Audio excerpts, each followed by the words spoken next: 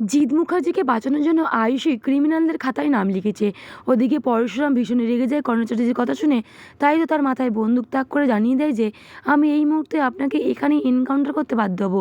ওদিকে আয়ুষীকে গ্রেপ্তার করে লকআপে পড়ে পরশুরাম। হ্যাঁ বন্ধুরা, পরশুরাম ধারাবাহিকে আজকের পর্বে দেখানো হয়েছে এদিকে কর্ণ চ্যাটার্জি পরশুরামের উপর ভীষণ রেগে যায়, তাকে জানিয়ে দেয় যে তুমি একটা অকৃতজ্ঞ বেঈমান, তুমি তোমার শালী আরাধ্যাকে এই বাড়িতে রেখে দিয়েছো, কেন চ্যাটার্জি বাড়িতে পাঠাচ্ছ না? কর্ণ চ্যাটার্জির মুখে এই কথা শুনে পরশুরাম ভীষণ রেগে যায়, তাই তো চিৎকার করে বলে আমি এই মুহূর্তে আপনাকে এক্ষুনি এখানেতে এনকাউন্টার করতে বাধ্য হব। কর্ণ চ্যাটার্জি এরকমভাবে পরশুরামকে অপমান করছে, তাদেরকে সৌরভ আর মৈতোষ মজুমদার ভীষণই মজা নিচ্ছে। ওদিকে বলরাম ভীষণ রেগে যায় কর্ণ চ্যাটার্জির ওপর। এদিকে টোটিনি বাবিন ও ডোডোকে ভালো করে বুঝিয়ে দেয় যে 10 বছর আগে যে ঘটনাটা ঘটেছিল তার দগদমা এখনো শুকায়নি, পরশুরাম সবটাই মনে রেখে দিয়েছে। অনুষ্ঠানে যদি পরশুরামের সঙ্গে কেউ কোনো রকমভাবে নোংরামো করে, অপমান করে, অসম্মান করে, তাহলে পরশুরাম কাউকে কিছুই বলবে না।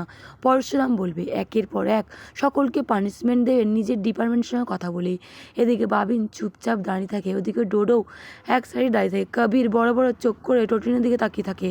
এদিকে নন্দিনীকে আশীর্বাদ করতে আসবে, নন্দিনী সেজে গুজে গয়নাগাটি পরে রেডি হয়ে আছে। ওদিকে অপমান করছে পরশুরামকে ডোডো, কবির, বাবিন। এদিকে ডোডো তখন বলে ওঠে হ্যাঁ সাজুন, যান আপনার স্ত্রীর সঙ্গে গিয়ে ভালো করে সেজে আসুন। ডোডোর মুখে এ কথা শুনে পরশুরাম ভীষণ রেগে যায়, তাই তো বন্দুকটা বার করতে যাবে পকেট থেকেই, তখন টোটিনি বলে না না এইসব এখন নয়, চলো তুমি এখান থেকে। এদিকে ডোডো আবার চিৎকার করে পরশুরামকে জানিয়ে দেয় দুপুরের লাঞ্চটা কিন্তু আমি তোমার সঙ্গে খাবো। এদিকে ড্রিঙ্কের নাম নিয়ে বারবার করে অপমান করতে থাকে কবির, ডোডো আর বাবিন। ওদিকে পরশুরাম চুপচাপ দাঁড়িয়ে দেখছে, তখনই বাবিন বলে ওঠে থ্যাংক ইউ টোটিনি, তোর বরকে সামলানোর জন্য থ্যাংক ইউ, যান গিয়ে সেজে আসুন। এটাই এতদিন পর বুঝতে পেরেছে পরশুরাম এই বাড়িতে কি হওয়া উচিত। তো অপমান আর সহ্য করতে পারছে না পরশুরাম, তাই তো বাবিনের কাছে এগিয়ে এসে কাঁধে হাত দিয়ে পরশুরাম বাবিনকে চড় মারতে যাবে, ঠিক তখনই টোটিনি বলে ওঠে চলো তুমি আমার সঙ্গে চলো। একথা বলে পরশুরামকে টোটিনির সঙ্গে নিয়ে চলে যায়। বাবিন, ডোডো, কবির ওখানে দাঁড়িয়ে দাঁড়িয়ে সবটাই দেখে।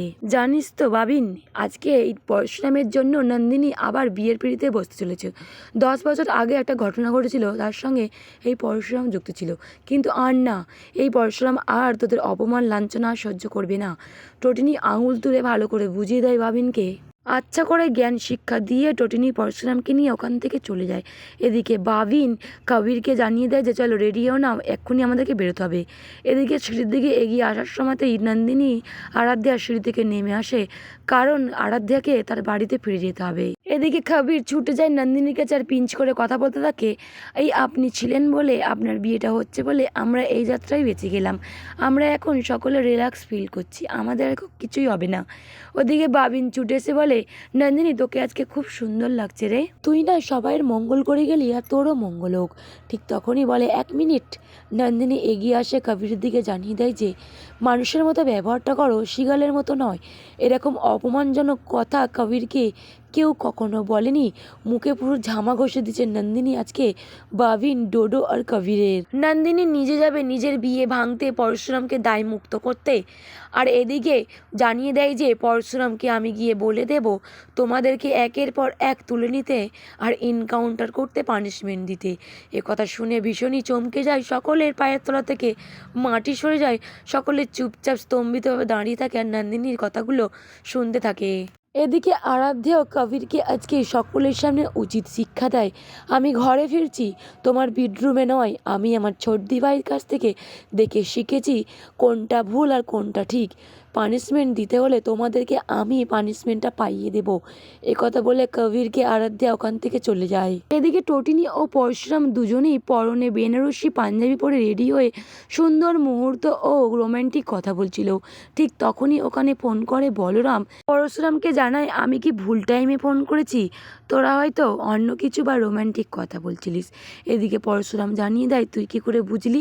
এদিকে বলরাম পরশুরামকে জানিয়ে দেয় বিয়ে নাই বা করলাম সবটাই বুঝি, আর শোন না, নন্দিনীর হবু শ্বশুরের নাম গগন চৌধুরী আর হাজব্যান্ডের নাম যে বিয়ে করছে ছেলেটি গৌরব চৌধুরী, সমস্ত বায়োডাটা আমি নিয়ে চলে এসেছি। এদিকে পরশুরাম জানিয়ে দেয় যে আমি টোটিনিকে ওটাই জিজ্ঞাসা করছিলাম সব কিছু তথ্য খুঁজে বার করার জন্য, তবে কি নন্দিনীকে ট্র্যাপে ফেলে পরশুরামকে ফাঁসানোর জন্য নন্দিনীর বিয়ে দেওয়া হচ্ছে গৌরব চৌধুরীর সঙ্গে।